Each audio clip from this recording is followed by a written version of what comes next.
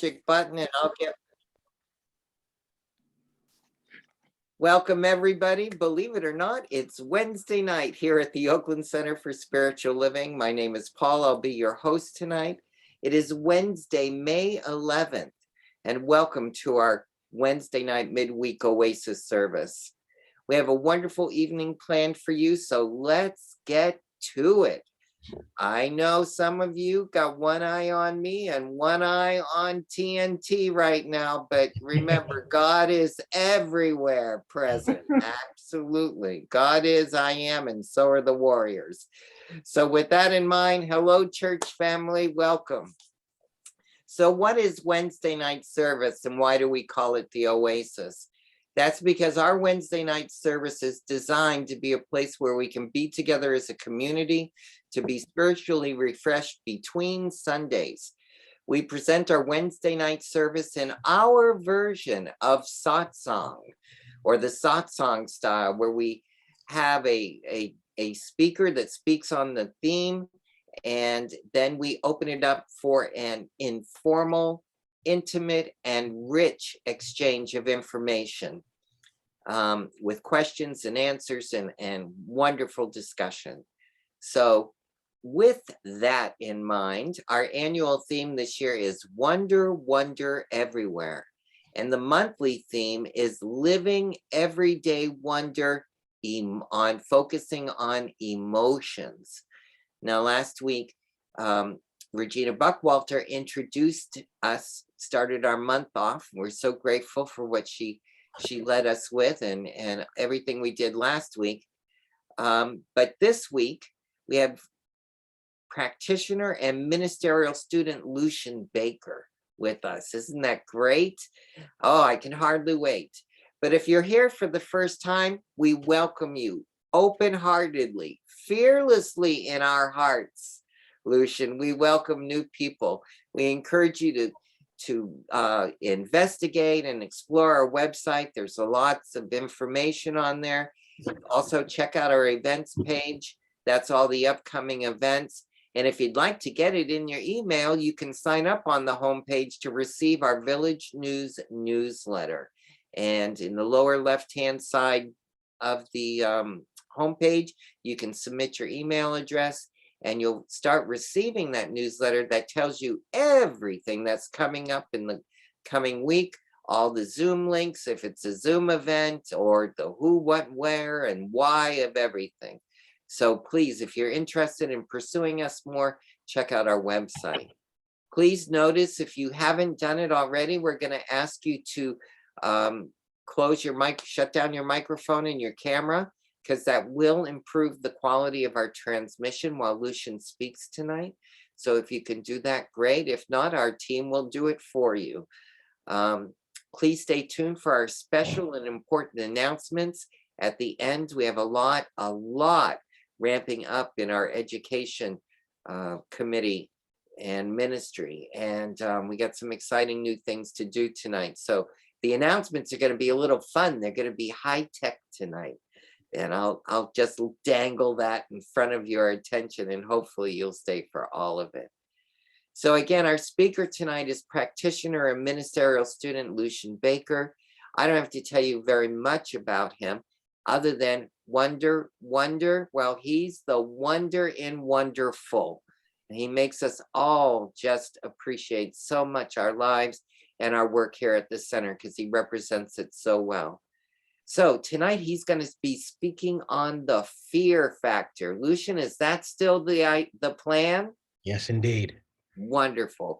So with that in mind, Lucian, I'm going to turn it over to you right now. Thank you for being here tonight, sir. Yes. Thank you, everyone, for being here. And would you mind opening us up in prayer like we should always do when we start our events? Yes, I will. Thank you, Lucian. There is one life, one mind, one consciousness. It is perfect.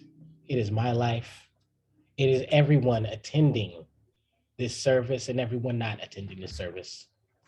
So right now in this life of God, I, Lucian Baker, am speaking my word, knowing all is well and all is perfect. I know this to be so. I give thanks for this service, blessing everyone in it, as we allow us all to reflect off each other and continue to be the extensions of God that we all are.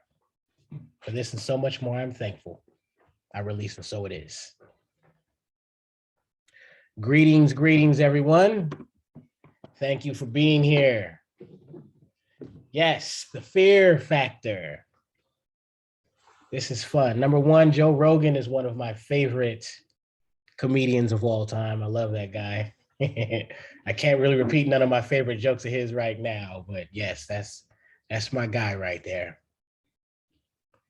I remember watching that show and laughing because a lot of the stuff they would have on there, I was just like, I would not be able to do any of that. Like, you know, having scorpions crawl across my face, or, you know, being upside down, like right over the Grand Canyon on a zip line. And I'm not going to be able to do any of that. I'm just not. I will walk through East Oakland any time of the night, though. I can't do that. So a lot of people on that show can't do that, though. Oh, wow. I really love these Wednesdays, y'all, because they put me in the right consciousness to finish out the week. And to be honest, I thought this morning, I really believed that I was angry and in a not so good mood. And then I had to ask myself the question I try to remember to ask myself when I get in those moods. Doesn't always work, but am I living intentionally? Or am I allowing life to just happen to me? I realize that my anger often stems from the idea that life is happening to me. And when that happens, I have to ask myself, am I living intentionally? We all know, as metaphysicians that we are, that there are only two vibrations in existence: love and fear, and all emotions come from those vibrations. So, you know, happiness and all those other emotions that we appreciate, those are love emotions. And I always thought that anger, you know, it was like, oh, he's angry. And, you know, that was like cool. I was like, don't mess with him. He's angry. Now I'm realizing, like, yes, anger comes from fear. So what am I afraid of? What am I worried about when I get angry? This is what I ask myself. And then there's the other part where when I realize I'm angry and that my anger is kind of silly and that I'm really tripping off of something that's really, really, really petty, then I judge myself for having that anger. And look, I mean, you know, we all do it. I'm not going to let anybody sit there and act like they don't have petty moments either. We all do it. Come on now. In traffic, in this Bay Area traffic, do not try to lie to me. Don't. And I just had to really focus on that. Because then once I realize that I'm being petty, then the stubbornness sets in and I try to then dedicate myself to the anger, even though I know I'm being petty. Like, well, yeah, you know, I mean, yeah, that's right, true, but I don't care. I'm still going to be angry. But when I do that, I don't feel free. When I do that, now I feel like I am bound to the anger, bound to the pettiness, bound to it. Now I have to dedicate my life to it, and I don't want to do that. So while we call the theme for this week fear factor, today's topic I thought should be called free factor. Because in order to be free, we have to live from love. There's no way around it. I realize that a lot of people aren't aware that in the Bay Area, we do have these so-called hate groups. You know, there is the thought that the Bay Area is just so liberal that those groups do not exist. And I work in San Francisco, especially in the downtown area. And I see skinheads walking through there every now and then. They're really quiet. Sorry, I shouldn't do that. They're really quiet, but they're around. And I've been around enough to know the look and everything. It's not always just blatant Swazis on their heads. There's certain things, and they're around, and I'm so thankful for our center because I realized that there was a time in my life where seeing such expressions would burn me up. I would give in to that opportunity of being miserable right along with that person. And I realized that that's what the whole intention is for anyway. It's to get people riled up. It's to share in their pain. I don't see symbols of hate like I used to. What I really see is a cry for love.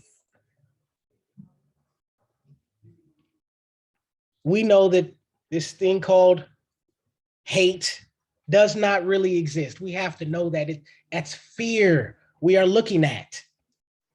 These are fear groups. We get together and discuss what we are afraid about.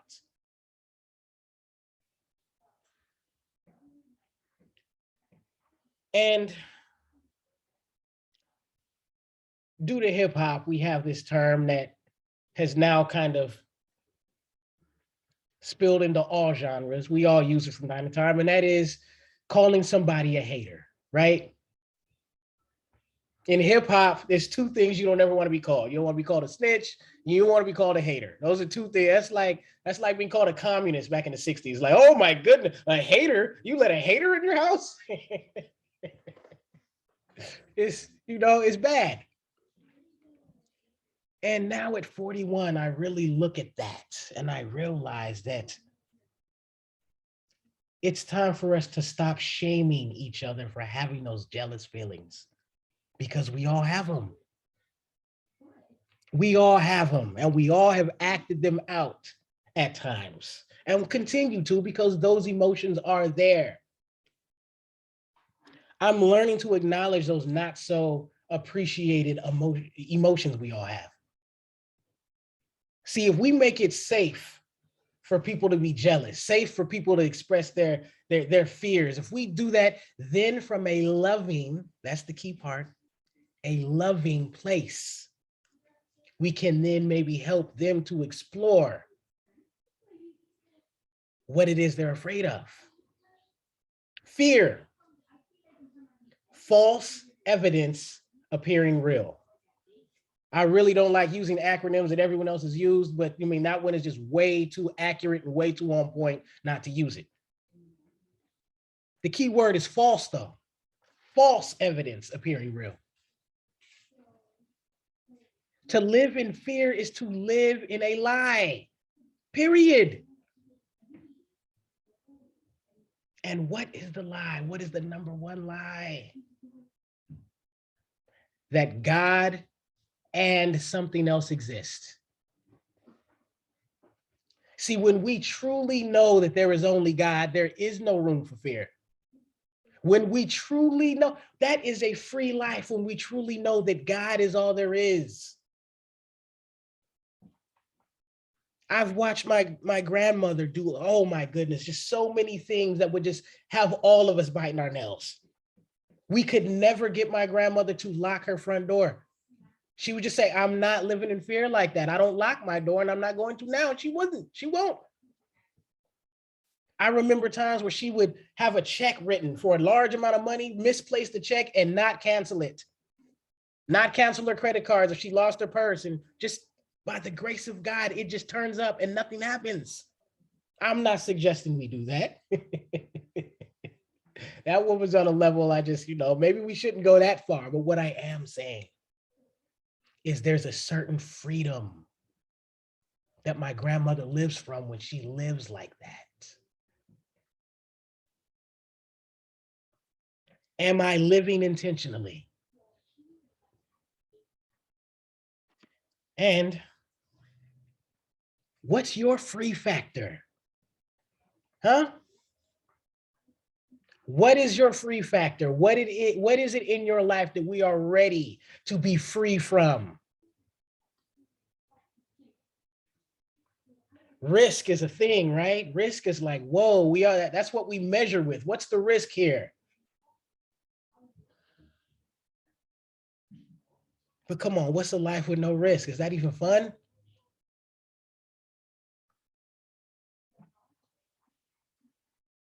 I realize that these fears that I have,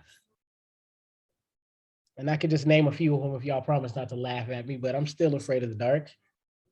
I don't mind being in the dark if there's someone else around or, but just being in the dark in silence, I don't like that. I really don't like that. Fear of heights still till this day. I finally had to have that talk with my father. My father was a firefighter for most of my life, retired with Richmond Fire Department. And twice in my life, I tried to follow in his footsteps. And there were two parts to that job that just let me know I'm not cut out for it. Number one is the fact that you can't just fight fires as a firefighter.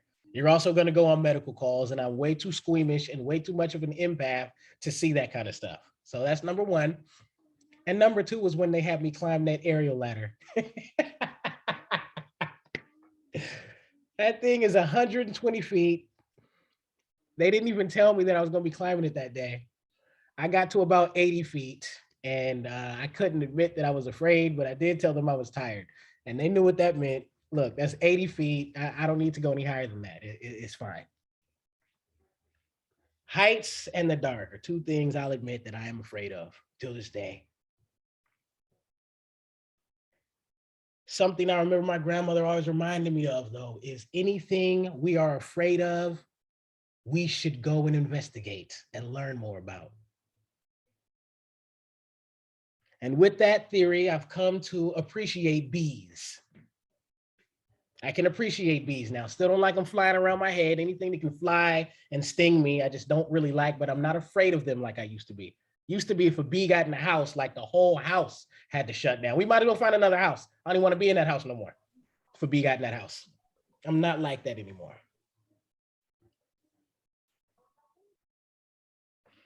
And for those who remember me as a child, I remember how I used to want to fight about everything. Everything was a fight, a debate. I had this weird idea that I needed everything to be fair, my version of fair.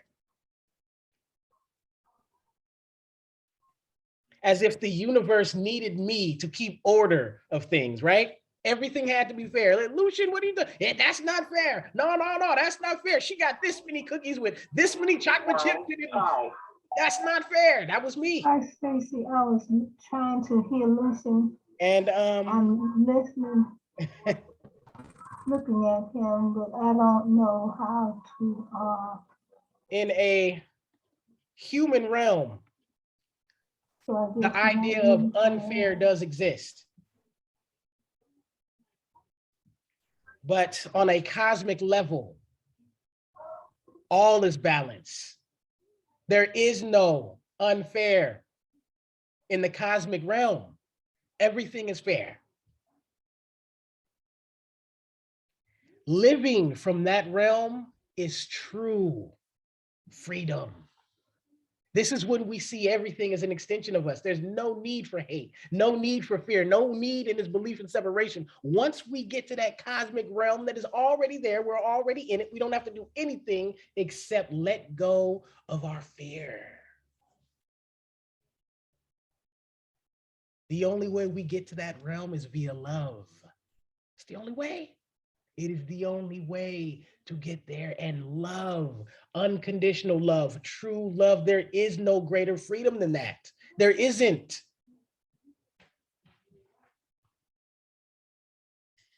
Where am I living from? Am I living from fear or am I living from love?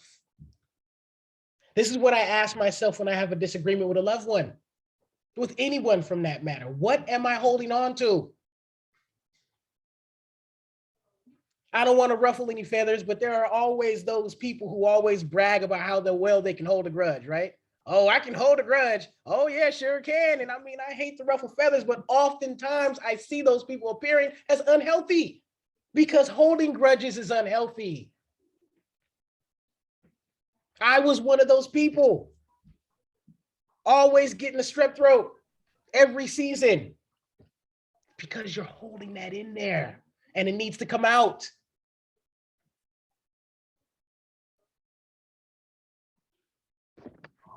Jealousy, right? We all have it. Always afraid to admit it, always afraid to address it and say, hey, I'm feeling jealous here, because we like to ridicule those who express their jealousy when we should allow them to do so. We all have those feelings. We all do. And jealousy always comes from thinking the grass is greener somewhere else. And that's always funny how that works out, right? Because we were fine just a second ago. Cat Williams said it best when he was talking about the Chrysler 300. Yeah, I got it because it looks like a Bentley. And he said, no, it doesn't. It looks like a Chrysler 300. Okay, I take that back. It looks like a Bentley until a Bentley pulls up next to you. And then you're like, I don't even want to be over here anymore. You were loving your Chrysler 300 until a Bentley pulled up. Now you can't get any sleep. Why? I love the Bible. I love my metaphysical Bible class, and I'm really loving that I'm in school right now. And I'm seeing how the metaphysics of the stories in the Bible, and it's so beautiful. Let us not forget that the story of the golden cow, that is a metaphysical story. Anything outside of you represents the golden cow. You are the God of your life. There is nothing outside of you you need to search. There's nothing to be jealous about. No education can give you that. No fancy car can give you that. No piece of jewelry, no title. You are already all you need to be free and to experience unconditional happiness.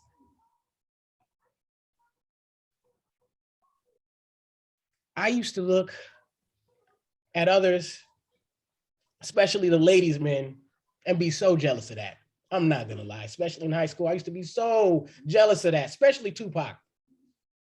I used to watch Tupac and be like, I would so like to be that dude right there. That looks like a really fun life. And then I was just thinking, like, not too long ago, it probably wasn't that fun to be just that handsome and that just smooth talking. It probably wasn't fun. He probably didn't have a whole lot of friends because of that. Like, come on, Tupac, no, you can't be my girl. What? No, let my girlfriend meet you. You Tupac, please. Probably didn't have any real friends because of that. Like, yeah, he had dudes who hung around, but they're just trying to get whatever he has to rub off on them. They're not really friends. Like, it's a hard life. We always think the grass is greener until we get there. What if my life was perfect exactly the way it is? All those things that I wish was different, all those things I look at and I feel ashamed. What if all of it was beautiful? I always have this habit of, once I fall off from my exercise and I want to get back in the gym, I always try to at least work out my house first so I can get semi-buff before I go to the gym, because I hate looking like a beginner when I do anything. I don't want to look like a beginner when I go to the gym. I don't want to grow with the people and let them see the process. No, I want to show up already like a half-finished project, then go to the gym, right? And I'm just laughing to myself like, what if I just decided to be free? What am I holding on to? I'm loving my 40s for that reason. 40 is the beginning of I really don't care. Such a good feeling to not care. I used to laugh at that couple who was a little bit older and they wore little skimpy suits to the beach or to the pool. I used to love laughing. Now I'm looking at them like, not only does that take courage, they're free.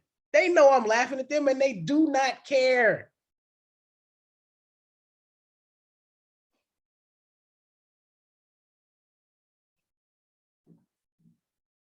Once we face our fears, we open up new possibilities and new realms in the universe that weren't there before. This is why it's important.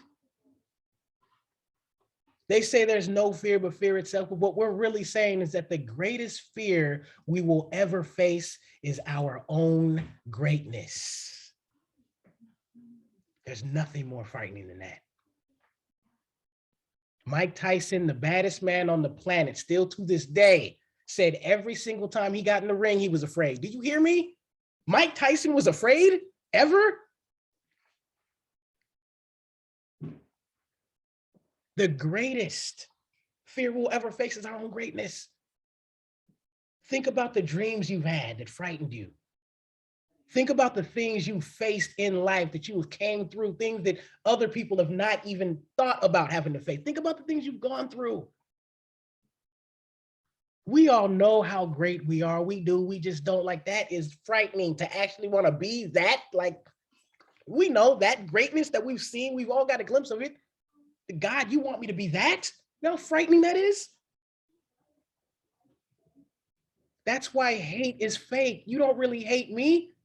You saw your greatness and it frightened you. So you'd rather pretend like you're preoccupied with hating me so you don't have to find your greatness. You don't fool me. Face that greatness. Face it. We need you to. We need you to, because I'm afraid too. And maybe you facing your greatness can help me and inspire me to face mine.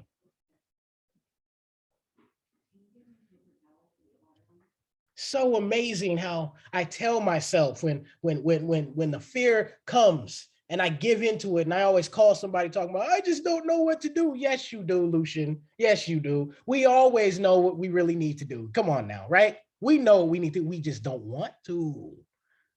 We're afraid to, but we know what it is we need to do.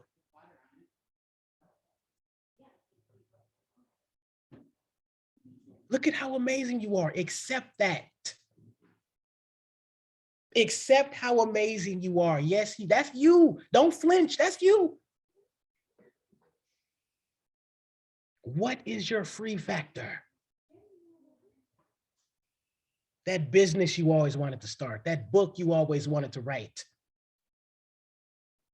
that relationship you know you deserve, but you're afraid to pursue. What is your free factor? Let's stop playing with life right now. Let's stop. Let's welcome those risks. Let's welcome it. DMX, rest in peace. That man said, I just love when bring his whole crew is just another piece of cake for me to chew a hole through. You know what he's saying? He's saying that if the drama is inevitable and y'all are coming for me, bring your entire crew. I welcome it. That's how we get to look at life.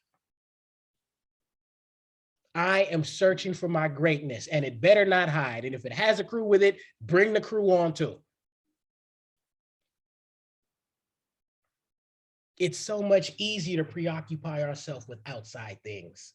Oh, well, I would start it, but, you know, I'm in school right now. Oh, well, you know, I'm saving up for this mutual fund. And, oh, well, when I have a full Bitcoin, maybe then. And, oh, what? Stop it. Stop. Find your greatness. Be that. Am I living from love, or am I living from fear? I am in such an awesome mood right now, y'all. The Warriors are playing. The sun is out. I'm just in a great mood. And let's just open it up. Who wants to talk about what their free factor is? Who's ready to express that? Who's ready to let go of the fear and really just go into their greatness? Let's talk about our free factor. So if you want to address that with Lucian, which I know some of you, if not all of us, want to explore that, Peter's going to be our moderator, recognizing you. And the way that we recognize you is if you turn your camera on and raise your hand, the Paul old-fashioned way, or you can use your reaction button at the bottom that says raise your hand, the Lucian modern way. And I'm not afraid of it, Lucian. I'm just using us as examples of greatness. That's right. So with that in mind, that's how Peter will be recognizing you. Who wants to share with Lucian or ask a question or define what your free factor is? We can talk about the Warriors too, if that's what y'all want to do. Oh yeah, we can. I'm ready, but go ahead. Reverend Jerry. Yeah, Rev Jerry, go ahead. We go. Okay. Hi, Lucian. And hi, everyone. I'm so glad I was able to make it. I was a little pushed for time this evening. So, my fear factor was that I wasn't going to be able to make it. And my gratitude factor is that I did make it, even though a little bit later than normal. But I love supporting our Wednesday service and I love supporting you. So, Lucian, bravo to you for stepping in for Teresa on that Sunday and doing such a fabulous job. I was going to write you and I haven't had a chance to yet. But thank you. And thank you for taking on this topic. Face fears. It does, when we face our fears, open us to new possibilities. When we don't face our fears, we stay stuck, we stay closed. So thank you for bringing that up. And it opens us up to our greatness, always. So I'm just supporting you on that and knowing that to be the truth for each and every one of us. Thank you, Reverend. You're welcome. Thank you, Jerry. You're welcome. Tanya, you had your hand up. Do you want to? Sure. I can't put my camera on or video. It's okay. We can hear you.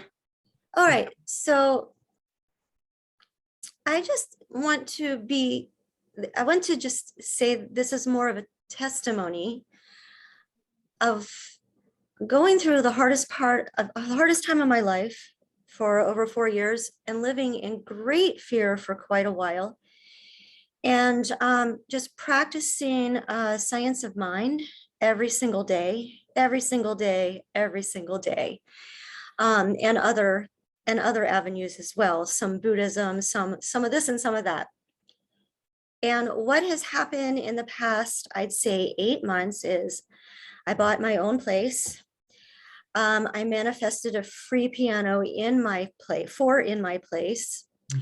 I started stand-up paddling out in the bay in Alameda, because that's where I live now, and manifested wonderful athletic friends, which is what I really wanted.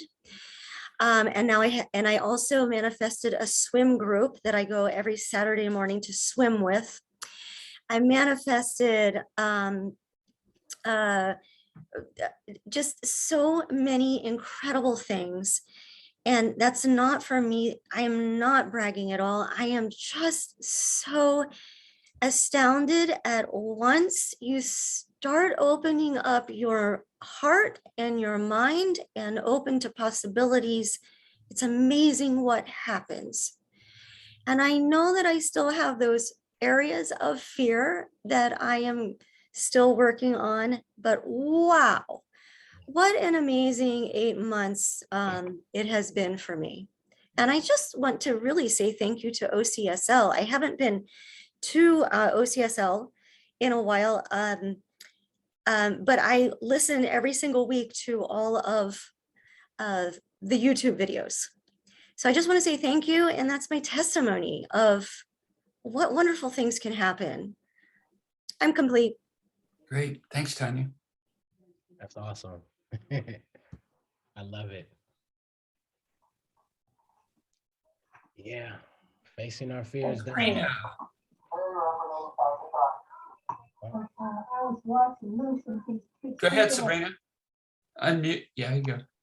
Yeah, I have something to say, but I also want to just like throw big hugs and kisses to Tanya, because I know the road, and that was just so inspiring. So thank you for sharing that. Really appreciate it. And what I want to say is, wow, I struggle with the fear of public shame. And that's the stuff that keeps me from my greatness. And I remember actually your grandmother telling a story about Oprah and her, and I'm just like ready to step in You know, I'm ready to just, and I'm getting better with it. It's like when I start to feel the shame, I do get curious about it. I do ask, where is that coming from? And then I go down the path or up the path of whatever it is to where I get to feel the freedom and release it. So even though in some cases it's not automatic, it sure is a shorter period of stress from the fear, because there's stress that comes with the fear. That's So right. thank you for saying that. And also thank you for, you know, I do know the love and the fear, but I wrote it down in columns when you were speaking. And I started writing down the words you were using under them, like anger and hate and shame and jealousy.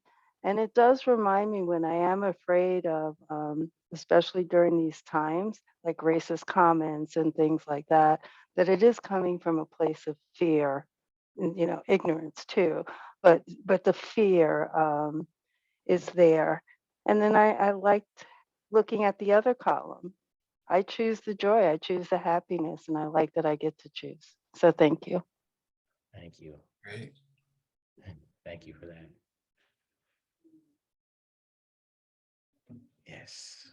I know that times in my life where I may have participated in shaming someone, you know, maybe a friend of mine actually does try to perform at the talent show and they don't do as well as they wanted to. And so when everyone laughs, I laugh with them and ha ha ha, look at that idiot. And what really in my heart, I was jealous of that person for having the courage to go up there. And it made me feel a way about myself that that person had that courage. And so I want to discourage them from doing that, because if you do well, then I have to ask what's wrong with me. And that's just why I would participate in shaming somebody.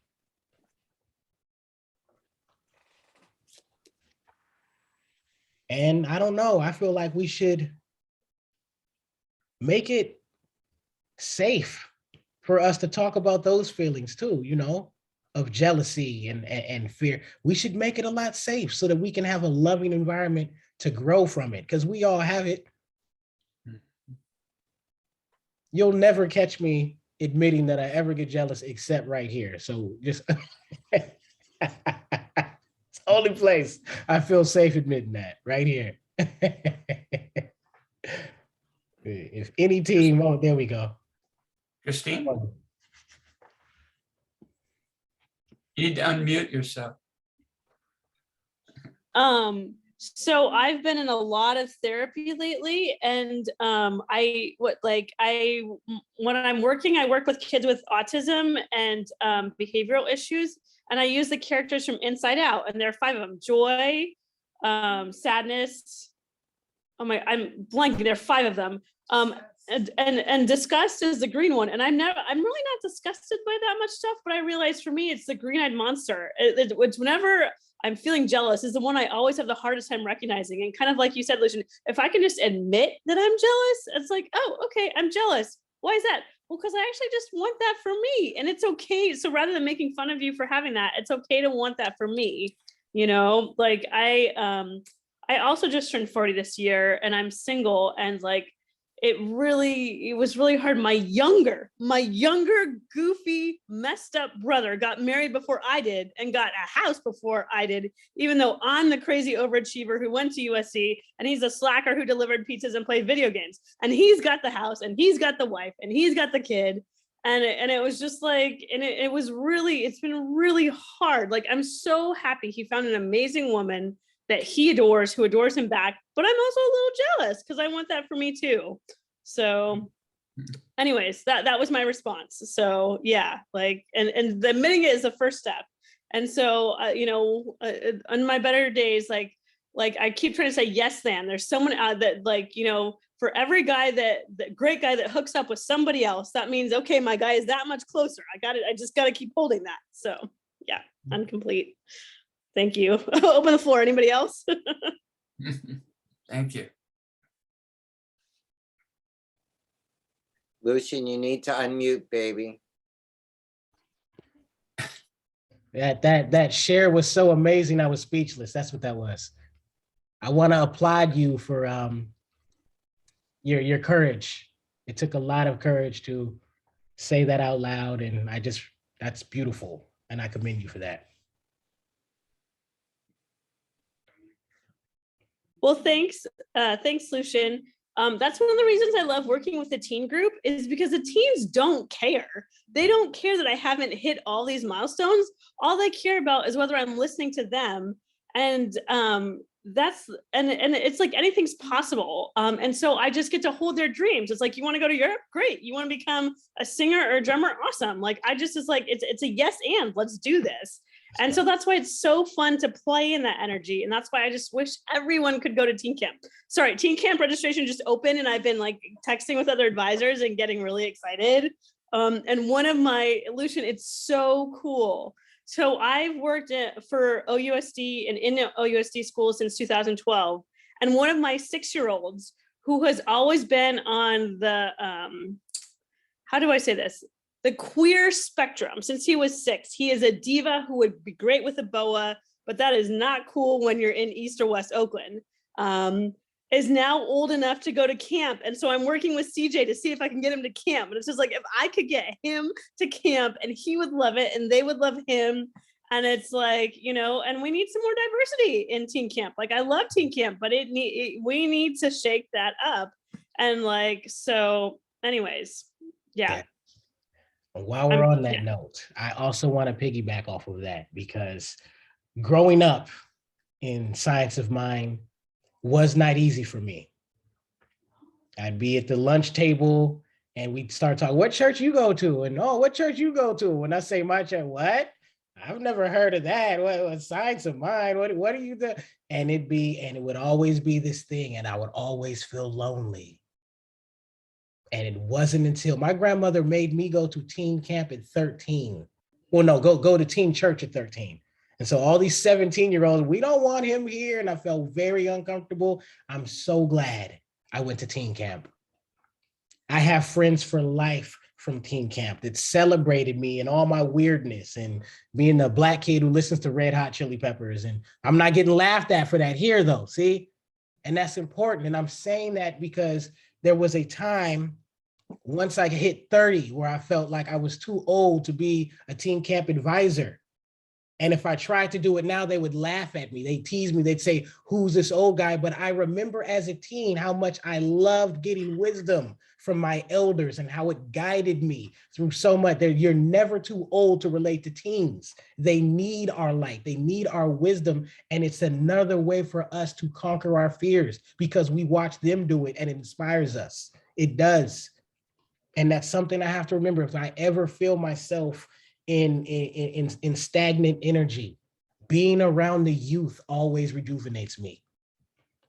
I was frantic and running errands before I even got on this Zoom. Paul knows, he saw me. And as soon as I pull up, there's my son with all his youthful energy and gives me this hug. He doesn't care that I dropped out of college. He doesn't care that in the playoff game, I tripped on purpose when I could have scored the winning touchdown because I was scared. He doesn't care that I didn't climb that aerial ladder. He does not care about any of that. He sees his father and he's happy and he sees God. And that helps me to remember what I am to him. And that's what our teens need. That's what our teens need. Yeah. Well, and it was really special. The year that I became a practitioner, I got in, I was in, like, I did my panels at camp. And so, and the theme was love is love is love is love. And the song that was the emblem was Born This Way. And so I have on Pandora, Born This Way, but sung by Alvin and the Chipmunks. And it's just the cutest little thing of like, I'm on the right track, baby. I was born this way, you know, like, cause, Keith Cox, who was the former director, had a very strong personality and he rubbed some people the wrong way, but he really pushed for queer youth to be accepted. The fact that we have pronoun things on here is, you know, that's because of Keith. And now, like, if this student of mine, I can't say his name until he comes to OCSL, but CJ knows him. It's like, if he could come to camp, if I could instill that camp love in this poor kid who has been bullied and made fun of, and mom has been in and out of the hospital, and dad has gotten, like, if I could just send that love to him, like, oh man, what a great world this would be. And I can't wait for your son to get to come to Camp Lucian. Oh yeah, it's coming for sure. Definitely. Yes. And not always just, from the outside looking in. Another reason I'm so glad I grew up in this philosophy and the family that I grew up in. There was never any homophobic anything. They never taught me that ever. And it's not that, because it's wrong that I'm glad I wasn't raised like that. I would have missed out on so much had I been like that, First of all, everybody needs to know the queer community has the most fun. Hands down, no one has more fun than them. We went, there was a youth center in downtown Oakland for all the queer teens called SMOC Youth Center. I still don't know what SMOC stood for, but my homegirl was afraid to come out. And she said, will you go with me? Because then if somebody from my church sees me, they'll be like, oh, well, she was there with Lucian. And I was like, yeah, I'll go. And the first thing I saw when I got there was food. I was jealous. Like, what? Nobody feeds us. I ain't never been to a party in East Oakland where we all got fed. That has never happened. And then just the music, it was a collage of music, and it was no fighting. Everybody celebrated each other. Everybody complimented each other. I was like, what? No, I'm not going to City Nights tomorrow. I'm going here. And when we live a fearless life, when we live from love, we get to have those experiences. Mm-hmm. And let me tell you something else I saw there before you come in. A lot of the thugs that I was afraid of, it was in there. Mm-hmm. Yeah. Well, I know what you mean, because I worked for a year in East Oakland, like deep East Oakland. So I was at 81st and what's that street? The street that nobody wants to go to. No, it wasn't International. It was further east. Bancroft, 81st and Bancroft. I remember, like, because I grew up going to public schools, but I got an amazing education. And I remember going to this school and we had a lockdown on Valentine's Day. And it's like, what the F, people? Like, what? It's supposed to be a day of love, and there is hate. And I know there's like a East Oakland Youth Development Center that I think is affiliated with OCSL, and then I moved to West Oakland, and there's a lot more resources in West Oakland, and the Attitudinal Healing Connection. I need to get them on the list. They do great work. There's a project called Self as Superhero where my kids they had art teachers come in, and the kids got to imagine themselves as superheroes with superpowers to fix Oakland. And then they made murals of themselves, and they're under the freeway passes. Like I love it. It's so cool. Like and they had drumming circles. So anyways, I'm rambling, but good stuff going in Oakland. Like, I'm here in San Diego because of my health, but I miss you all, and I hope to be back soon. Yeah. Okay, Paul, stop holding it in. What's the score? Oh, I don't have it. Dorothy will have to reveal it. But we were 20 points ahead at the end of behind at the second game. They be throwing it.com, okay? Yes. But we'll see. Dorothy will give us an update in a minute. Lucian, I want you to go back to something you said, and I'm checking my notes. I think it's really relevant because Christine touched on it, but we do so much to combat the hate that's out there. And you said something pretty profound around that. You said, when you were talking about the skinhead, that the not so proud skinhead in liberal, San Francisco, but it's still present. There's an element of hate on so many levels, systemically, particularly, and culturally, even in the Bay Area where we think we're safe, we're really not. But yes, I am, because I'm a religious science, and I know that all there is God. God is, I am. That's right. God, I didn't want to go down this path, but here I go. Today at Dr. Dan, we talked about the Bible phrase that says, the same ring that God created reigns on the the good and the evil. The same light that God created from God shines on the just and the unjust. So that is what I'm using as my leveler. It equalizes the idea that for me, and I'm hoping you'll add to this based on the statement that you said, I don't see symbols of hate. I see cries for, not of love, cries for love. And the way that I can not, the way I feel safe is knowing that they can't hurt me. You know, that's my free factor. No thing can hurt me. That's right. Period. But the other part of that is to acknowledge that any anger I have about the other is what shifts me out of the anger mode into the love mode, is realizing, oh, they're just crying for love. They need to be seen. They need to be heard. Something somewhere along the way hurt them very badly, and they have not recognized it yet. Yes. And they're not living in with their free factor. They're living in their fear factor. So my free factor is to recognize, to equalize the situation and say, their symbols of hate don't affect me because it's really cries for love. And can I love them enough to allow them to reach that same level of understanding that I have? Yes. Wow. What do you got to say? I mean, you know, there's things are scary out there if we allow them to be, but we can't be ignorant and not cautious about.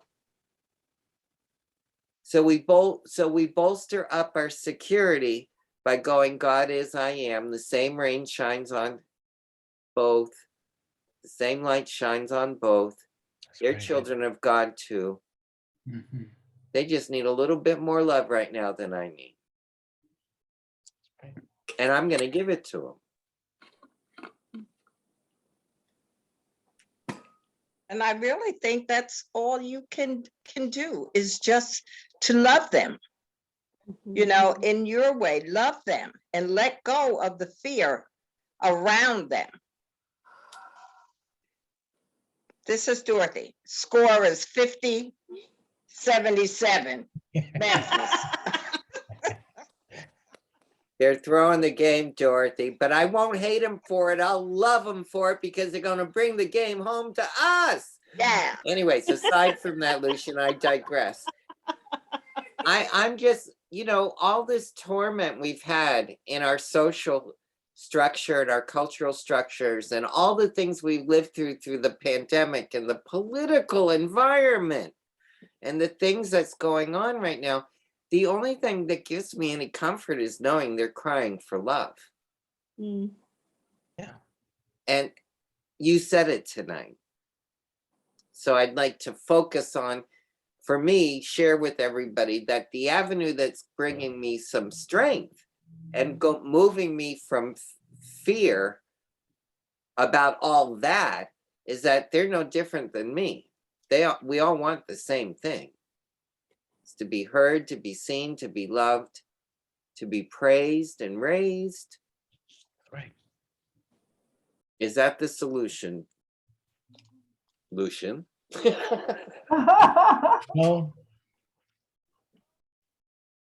I don't like speaking for everyone, but from a human standpoint, I feel like we've all been hurt, and from that hurt have looked at a particular group and felt a way at least one time in our life. I think we all have. I've never really hated white people, but I have had times where I would see a cop, especially a white cop, and I would feel a way. And I'm not going to sit here and pretend like that's never happened, because if I want to see a world that I wish to live in, I have to own my stuff first. And I've done that. And what I realized whenever I would see cops, especially white cops, and think of my favorite NWA song and feel like, oh my God, what I really wanted was I wanted that cop to see me as a human being. That's what I wanted. That's what I wanted. Yes. And here's what's even funnier. I can think about all the good interactions I've had with police, and there's been more. But we always find what we're looking for. So if I really am dedicated to believing all cops are bad, I'm not going to remember all those moments. On the way to even thinking about tonight, I was like, you know, somebody might say, I don't like going to this place or that place because every time I go, somebody's rude to me. But I've been to places like a Wu-Tang concert where I'm sure people were rude to me the whole night. I don't remember. You know why? I was focused on Wu-Tang. What if I focus on God?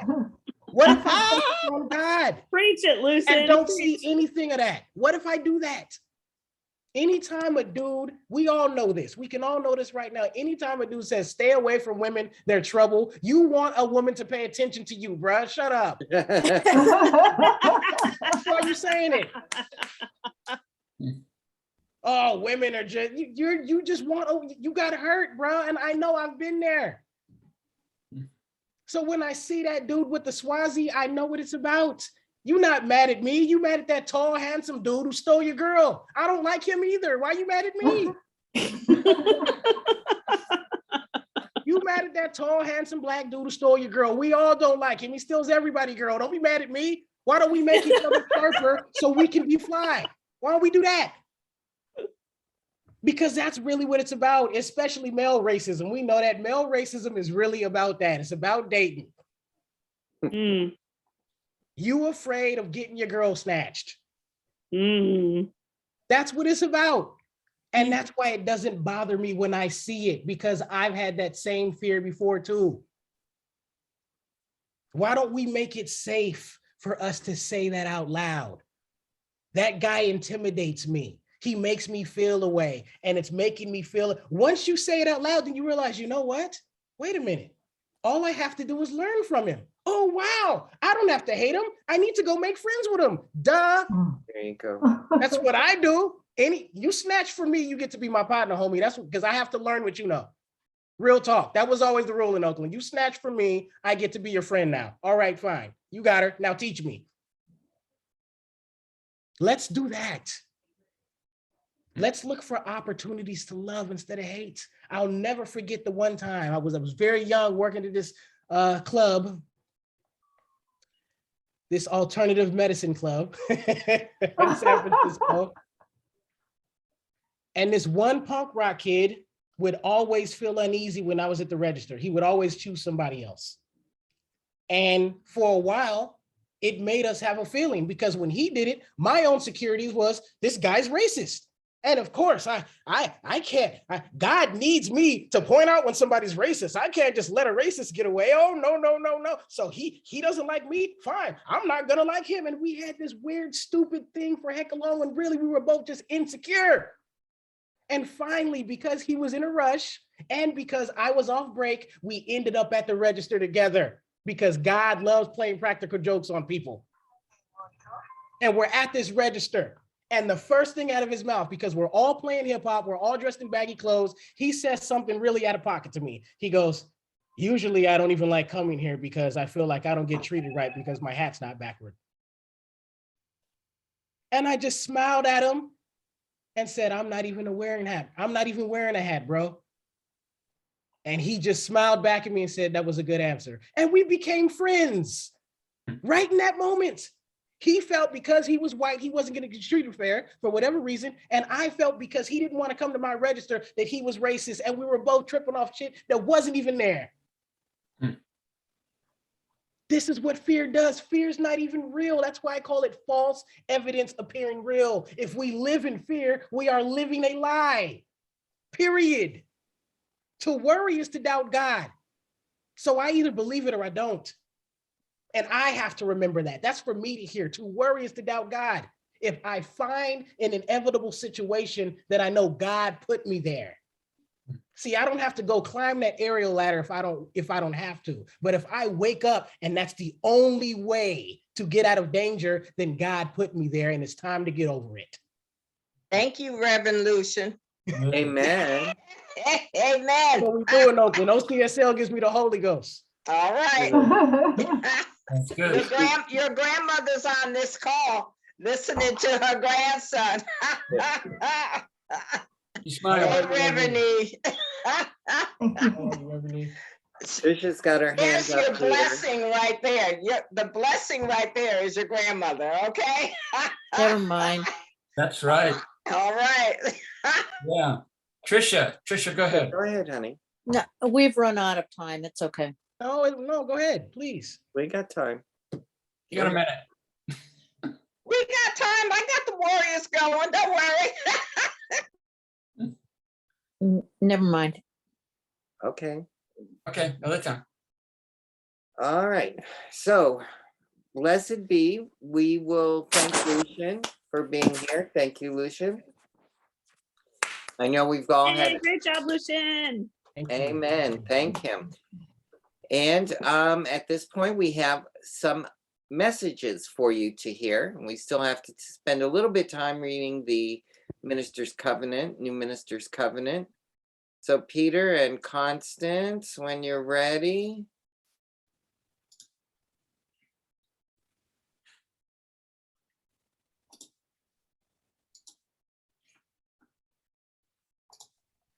And here we go.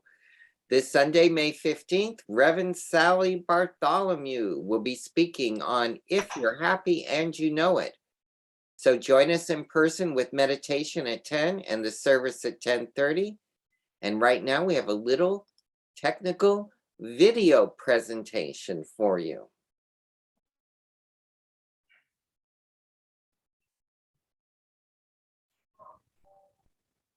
Unmute, Constance.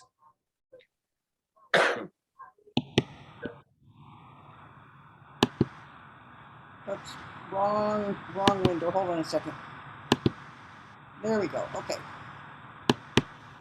Can you feel it? I can. It's almost time to get your happy on. This Sunday, Reverend Sally, founder and senior minister of the Consciousness Caravans, will be speaking and leading a workshop after service, giving participants space and a place for a fun, interactive gathering dedicated to happiness. Get your happy on. We may not be at an RV resort or a campground for this workshop, but we are going to act as if. We'll explore spiritual principles of joy, oneness, and giving. Our agenda will be as follows. We'll have campfire conversations. Find your spot. Meet your neighbors. Share your gifts. And take it home. Can you feel it? I can. It's almost time to get your happy on. Can you feel it? I can. It's almost time to get your happy on. This Sunday, Reverend Sally. Stop.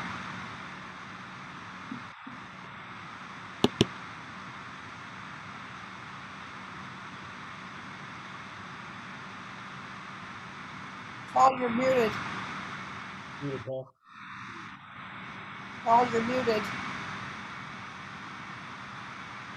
Now, ain't that great? I'm going to be out of a job one of these Wednesday nights. All of our speakers going to bring their own commercials, right? We'll just run a videotape. So yes, after Sunday at 1 o'clock, please join Reverend Sally for her workshop that you just heard about. The workshop is $30 and can be attended in person or by Zoom. It's a hybrid. So if you want to attend by Zoom, you must pre-register using the events page of our website. We are now streaming directly to YouTube on Sundays, and the link is on the home page if you choose to watch the service from home. Please remember, if you're going to join us in person, you will need to bring your vaccination card and photo ID, and you'll need to wear a mask indoors. Next Wednesday, May 18th, Reverend Eloise Oliver will be speaking on If You're Happy and You Know It. Our meditation is at 6:30 and the service is at 7. Wednesday nights will remain in Zoom. We make plans and God laughs. Due to a communications error, Rumble to Renewal has agreed to move to Friday, May 27th and Saturday, May 28th. This event has changed its date. Paint yourself out of the pandemic mindset and have fun in the process.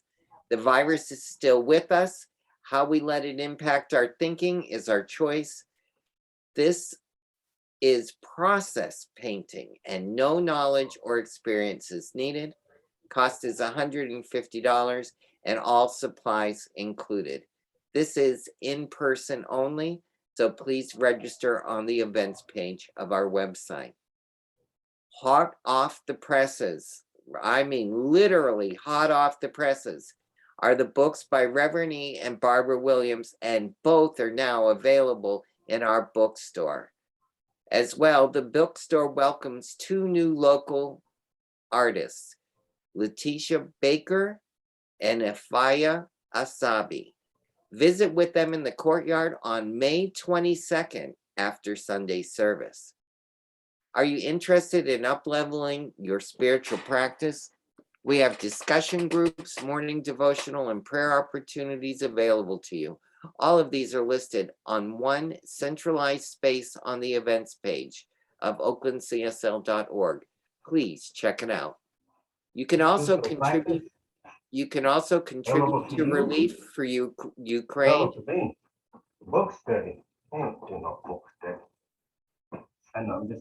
Okay, we'll take care of that. 1 second, I got sidetracked. I'm sorry. You can help Ukraine financially by the sponsor shown there, Relief for Ukraine at csl.org /Ukraine. And for everything that you need, it's all located at oaklandcsl.org. Be sure to check out our events page, and don't forget you can follow us on Instagram, YouTube, and Facebook. So let's take a moment. And we're going to read the New Minister Sacred Covenant. So please follow along with me as I read it. I take a deep breath. There is only one life. This life is good. This life is God. This life is my life now. In knowing that I am one with this life that is God, I therefore know that I am one with all that its blessed expressions, which includes the presence of a new minister for my beloved spiritual community. Because I know that the highest power of my new minister is to reveal spirit, I therefore know that my new minister is a revelation of God as wisdom. I further know that my new minister is the fulfillment of that which has been promised by Spirit. Written, I am filled with divine wisdom. I allow divine mind to fill my mind now. As I stand in agreement with my beloved community, I see my new minister revealed before me as unity in the community. I now intend to experience my new minister in full cooperation and agreement with my community, knowing this truth about myself, for I am inspiring unity in diversity, embracing and nourishing our community. I am awakening the wisdom within. I am healing and expanding our community with the power of love. I am engaging the community in building a world that works for everyone. I am deepening family consciousness. As I now accept the highest expression of a new minister into my life, I know that they are revealed in a way that illumines spirit and serves the highest and greatest good for all who are touched by their presence. I am grateful God is gracious, and so it is. Ashe. So it's our time for offering here, and in this holy moment, I breathe it in knowing that all is well. And we'd like to give at the Oakland Center in time, treasure, and talent. I encourage you to do that in any way possible. If you want to take my digital collection bowl that I pass from cube to cube to cube, I receive your gift digitally. So recite with me for the offering. The gift I give is God in action. It does good work in the world and blesses creation. So that digital contribution is gone into the digital bank, and you can use the website to use the donate button to assist that donation along its way with a credit card, or you can mail it to 5000 Clairwood, listed there on our homepage. You can text an amount to 510-327-3431. And if you know about Zelle, you can Zelle your donation to giving at oaklandcsl.org. And if you join us on Sunday in person with your vaccination card, your ID card, your mask under your arm, and then onto your face, you can drop that little envelope right in our offering basket. So 5 ways to contribute financially here at the center. I'm grateful, totally grateful for all that you do. It allows us to have this beautiful place. I love money and money loves me, says Reverend E. So I say that for our offering. Lucian, I think that's brought us to the end, but I do have something else I need to do, which is show even more gratitude than I already have tonight. First of all, for you being here. Fabulous. Thank you so much. Secondly, this just doesn't fall out of bed and roll up on Wednesday night. There's a team, and I used to say behind the scenes, but there's a team that steps up front and makes this happen. Yes. So I want to thank them. Our host tonight, our Zoom host and PowerPoint, Peter. Yeah. And then Miss Sabrina and Helene and Luis and Yeah. Trisha, all doing work to make me look good and sound good. And that is not an easy All task. right. Okay, it takes Bless a you lot. all. So bless our Zoom team in the background. I also want a big shout out to Zoe DeMuro and Constance Chapman. And Constance Chapman does all the administration. She pulls all this stuff together. It's just wonderful, the work that they do behind the scenes and up front so that we can have an event. I want to thank Reverend Jerry for being here. She was able to be with us for a portion. Thank you, Reverend Jerry. And so as we close out tonight, thank you all for being with us. Lucian, if it's feeling good to you and right, would you fearlessly pray us out? Yes, I will. And so now we continue in the consciousness of perfection, the consciousness of a fearless life. And we allow ourselves to live intentionally and to live in freedom, seeing everything as an extension of ourselves, for God has many faces and all of them are beautiful. So we celebrate this, yes, we celebrate this freedom, knowing all is well and knowing that the universe is undefeated and always says yes. I release and I let go. And so it is. Ashe. So it is. And so it is. Go Dubs.